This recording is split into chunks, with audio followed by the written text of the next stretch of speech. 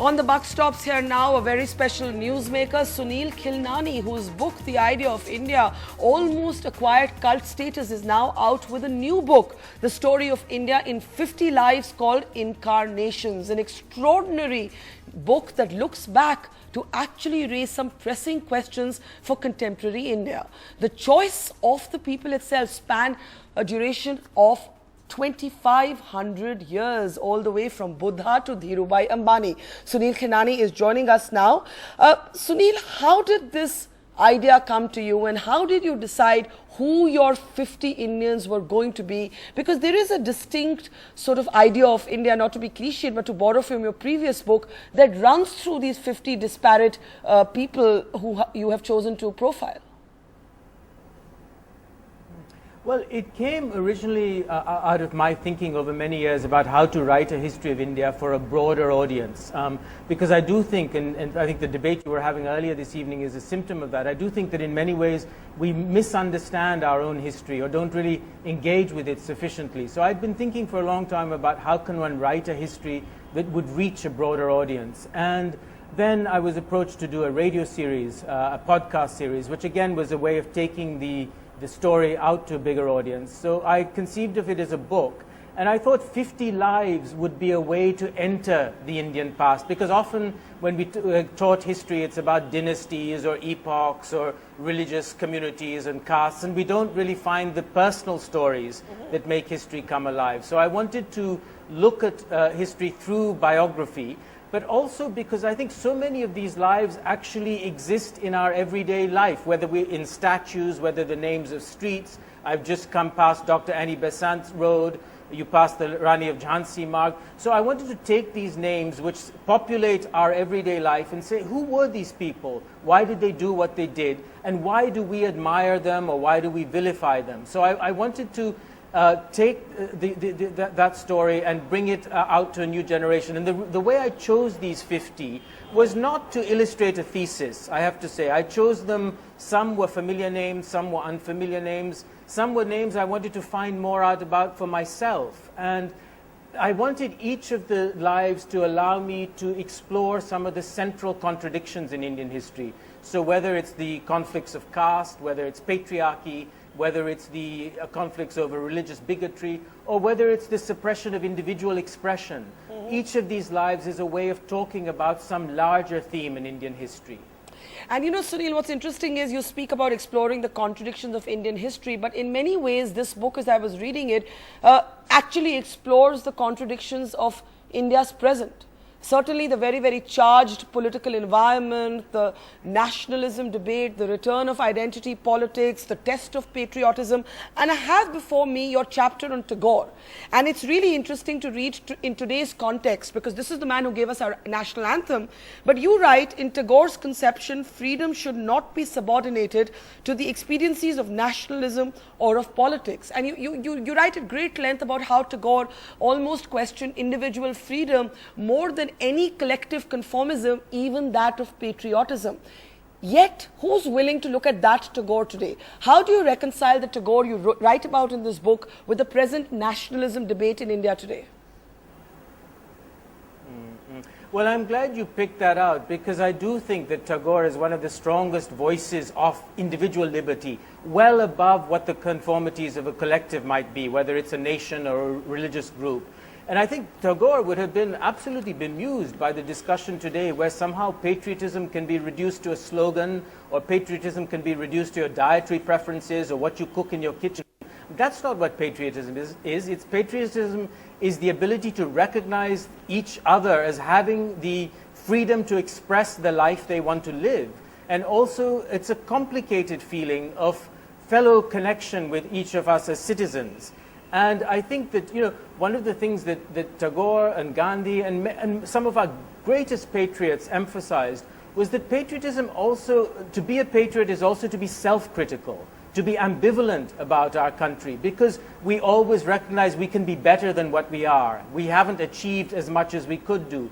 So this idea that patriotism is linked to self-congratulation rather than self-criticism, to me seems to go completely against some of the greatest both patriotic voices, but also the voices affirming individual freedom, which after all was what the national struggle was about. It was about the capacity to win freedom for individuals to be who they were, not to conform to some stifling definition that North Korea or a Stalinist Russia would use to define patriotism or nationalism. And do you believe that what's happening in India today, where patriotism has become some sort of examination, is almost Stalinist, and that Tagore would have been, in a sense, horrified to see that patriotism is now almost like an entrance examination into a club that will then certify you as authentically Indian?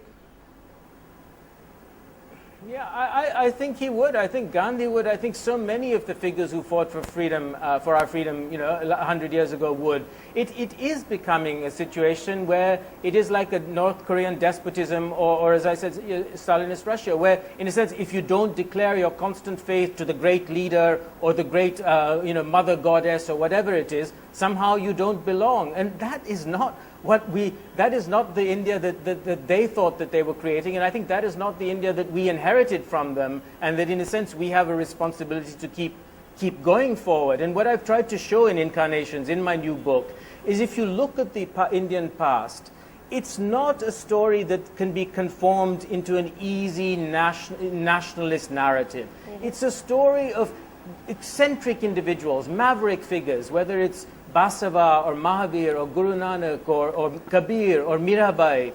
These were figures who were extremely powerful individuals. They didn't conform to their social moment. And that's what makes them great, that these were all angry young women and men who were fighting against, whether it was the caste order, whether it was the patriarchal order, whether it was the suppression of their desire for individual expression. Amrita Shergill, all of these figures.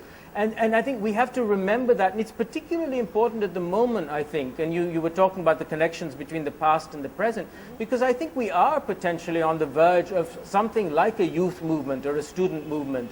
And for them, I think, to look at our past and see these extraordinary examples of people that they can draw on as models and to argue with, and to realize that many of the struggles fought in the past are not resolved. We're still fighting them today. Yeah. So again, this idea that it's a smooth story from a benighted past to a glorious national present is not true. We're actually still fighting the battles that were fought 2,000 years ago, that the Buddha began, that Mirabai was fighting against the patriarchal Rajput order. These are still our battles. And I think that I hope that people will take inspiration from some of the lives I write about in this book. One of the lives you do write about, Sunil, is Vivekananda. And Vivekananda, Swami Vivekananda, is a source of great inspiration to Prime Minister Modi and his supporters. Yet, in a way, you've spoken about how Vivekananda cannot be reduced to a kind of warrior philosopher of a new Hindu pridefulness. That's what you've said. And I'm just wondering how you see the politicization of almost every historical figure that you've written about. Take Vivekananda, for example. Your chronicle of him, it perhaps puts you at odds or at variance with the political narrative around him. Yeah, well, that was really one of the points of the book, and that's one of the significances of the title, Incarnations, because I was interested in how these lives, not only how they were lived in their historical moment, but how, in a sense, they've had subsequent incarnations, how they've been used, and particularly in the present day. And you mentioned Vivekananda, and he's a fantastically interesting and complex and ambiguous figure, a man full of ambivalences, and a deeply thoughtful man. And yet when we see him reduced to a kind of mascot of a particular hard right or hard religious right position, it seems to me we're losing so much about him, because here was a man who was deeply critical about the society he saw around him, deeply critical of a particular Hindu order that he saw around him, and deeply admiring, for example, of the egalitarian orders that he found in America. He was someone who learnt a lot from the West, and certainly didn't merely celebrate what he saw in his own society. He was someone who wanted to change that. And I think to see those ambivalences, to see the complexity. He was also a man who took his pleasures. He was a cigar smoker. He writes letters from America complaining to his friends, the price of cigars is too expensive here in America. So we have to also see these figures as human beings. They're fallible, they have weaknesses, they have contradictions. That's why they're interesting to us still. They don't belong to a political party or a political movement or a nationalist narrative. They belong to all of us, and by us I mean not just Indian citizens, but the whole world, because these are such interesting figures and important figures. Yeah, and that's what I was going to ask you, that in many ways these 50 sort of profiles, the India in 50 lives, also challenges a very reductionist discourse. You know, we are engulfed right now, or in the grip of a kind of dumbing down or a kind of politicization of history that is extremely reductionist in nature, because it's become a political battlefield. And I think what you're really doing here, Sunil, is saying these are fallible, they're human, and some of them may have done some terrible things as well as some extraordinary things.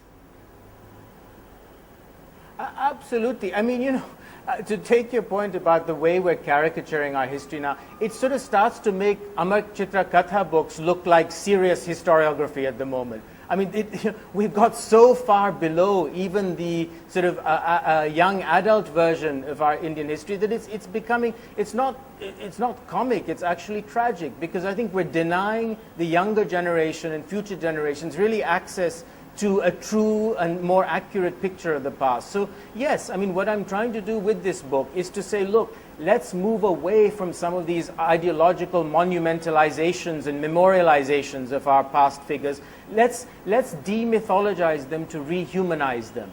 And by that, I don't mean one needs to be iconoclastic. That's not my intention. It's neither to mythologize nor to be iconoclastic, but to see them with clear eyes as human beings, so that we can recognize ourselves in them and also recognize themselves in us. And in that sense, connect to the past, so that the past isn't a foreign country. It's a country that we can still inhabit, and that in many ways still inhabits us. Yeah. And that's what I hope this book will do. I hope it'll introduce people to that past history through these amazing lives. Let me just ask you a last question, Sunil. How do you see the fact that the title of your first book and the idea central to it, the idea of India, today has become one of the most politicized slogans, dividing people to this side of the trench or that side of the trench? You know, it is a furiously debated construct.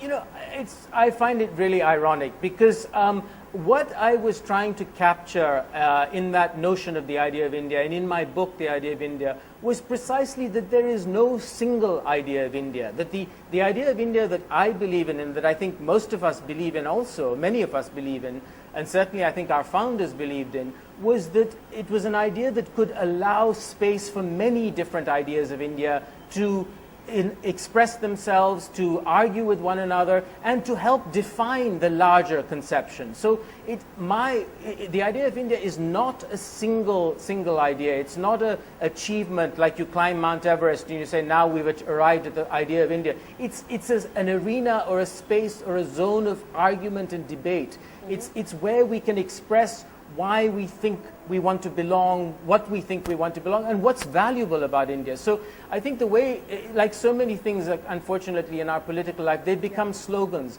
But what we need to do is to remind ourselves what the real meaning of that term was. Yes. And that was, the idea of India allows many ideas of India to flourish. And of course, talking about slogans, our national debates these days are all about slogans, and that's the irony, and that's what your extraordinary new book actually takes us beyond reductionism and slogans. It's absolutely delightful, Sunil. Congratulations. It's really, really a gripping book. Thank you very much for joining us on the program tonight. Thanks so much, Partha. It's been great to be on your show. Thank you. And that's it on The Buck Stops Here. We will see you tomorrow night at 9. Thank you. Goodbye.